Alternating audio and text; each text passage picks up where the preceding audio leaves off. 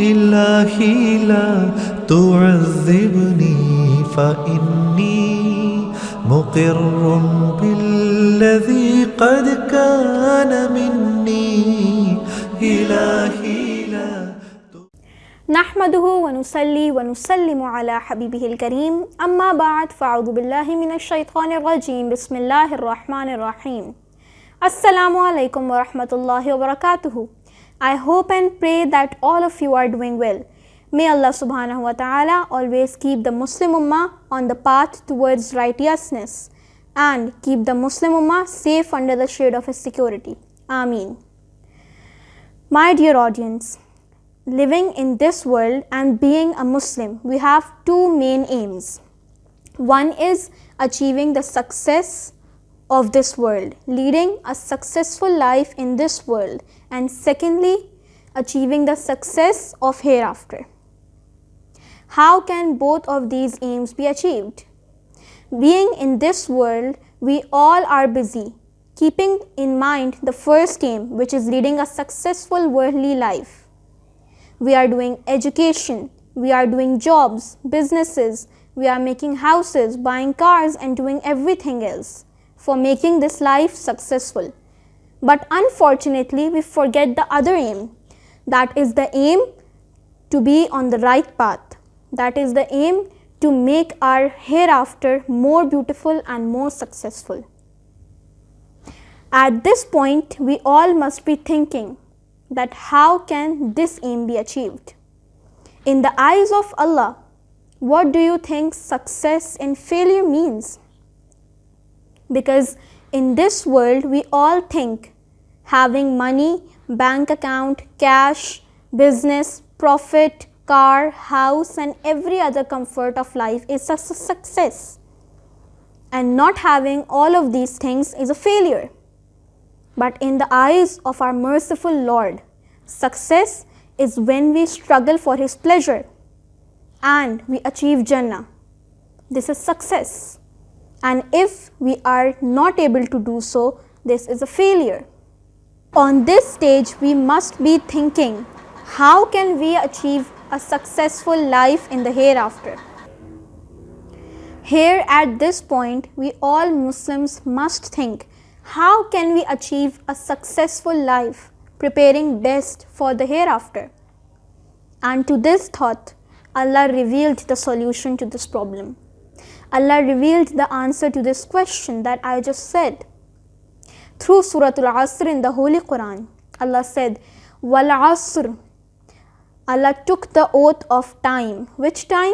From the time of Hazrat Adam till the end. Allah said, by the passing of time. Innal insana lafi khusr. Indeed, mankind is in loss.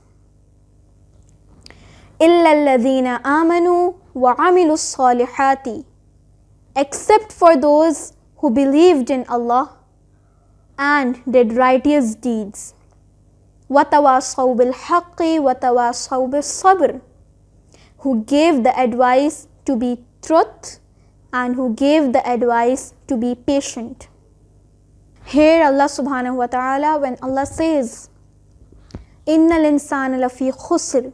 Indeed, mankind is in loss. This verse gives a very terrifying view to all Muslims. It seems like there is a sea of failure and there is a ship on which people are traveling, and suddenly the ship drones in the sea of failure. Now this is referring that as if the ship of humanity is droning into the sea of failure. Innal insana lafi khusr. Indeed, mankind is in loss. This gives us a very terrifying thing. But in the next verse, the answer comes to the question that some of us may be thinking, that is there any chance of being saved from that failure? So Allah says in the next verse, إِلَّا الَّذِينَ آمَنُوا وَعَمِلُوا الصَّالِحَاتِ. Except for those who believed in Allah, who had faith in Allah and did the righteous deeds. Subhanallah. Then furthermore it is said, وَتَوَاصَوْا بِالْحَقِّ وَتَوَاصَوْا بِالصَّبْرِ.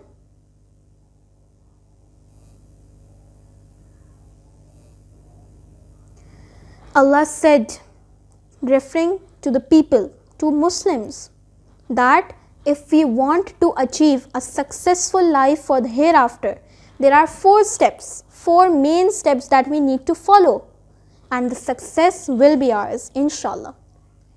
Because Allah takes an oath here of passing time, and all of us Muslims trust Allah for every single thing. So here Allah tells us 4 main things that we need to do if we want a successful hereafter life. And what are those 4 things? Condition number 1, that a Muslim should have faith in Allah. Second condition, that he should be doing righteous deeds.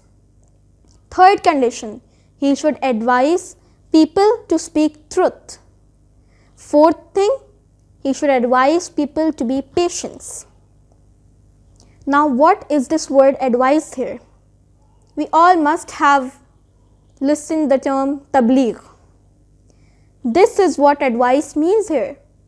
We all need to tell others, give others the dawah, give others tabligh to speak the truth and be patient enough. Now how can we believe in Allah? We all Muslims believe in Allah. Why? Because He has blessed us so much. We trust Him because we know that there is no other power which could help us. There is no one else who knows what is in our hearts and who knows what is in our brain.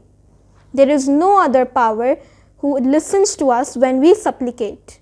There is no other power who tells us what to do and what not to do. There is no other power who deserves all the worship.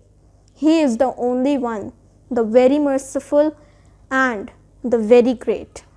Now let's talk about the second condition, which is the person who did righteous deeds, good deeds throughout his life.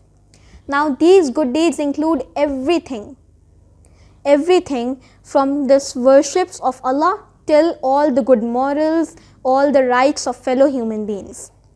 Praying, namaz, giving sadaqah, fasting and all other things, just like having good morals, paying all the rights to the fellow human beings, giving sadaqah to all the charity keepers, and most importantly, having trust in Allah. Good deeds also include the trust and intention for Allah, for doing all that we need. Now comes the third condition, which is advising people to speak truth. How can, first of all, we need to speak truth. If we speak truth, we be a role model for them, and automatically people will get inspired and start following us as well. We must tell our siblings, then our family members, then friends, and in the same way spreading this message to all the other circles of our lives. Fourth condition, advising people to be patient. How can someone be patient? How can we be patient? By having respect for them. If I don't have respect for you, will I ever listen to you? No. Why? Because I don't have respect for the person, so why would I listen to them? So if I will have respect for them and I will be kind to them, I will be polite with them, in the same way they'll do the same to me. And with cause of this, we all will be patient with each other, which will for more promote peace in society. So having these 4 things, believing in Allah, having good deeds, advising people to be speaking truth, and fourthly, being patient and advising people to do so.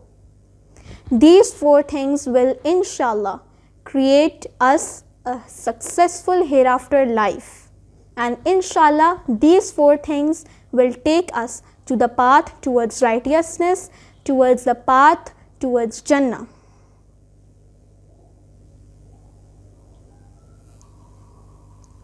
My dear fellows, what lessons do we get from this surah? In 3 lines, Allah subhanahu wa ta'ala told us the formula of living a successful hereafter life, preparing for our hereafter in just 3 lines. Allahu Akbar. We get the lesson that if we believe in Allah, we complete the articles of faith by believing in all of them. Secondly, we do all righteous deeds. And how can these righteous deeds be done? By following the orders of Allah, being obedient to Him, and living our lives according to the sunnah of Rasulullah SAW. Because life of Rasulullah SAW is a complete practice, is a complete role model. Prophet ﷺ is a complete role model for every Muslim.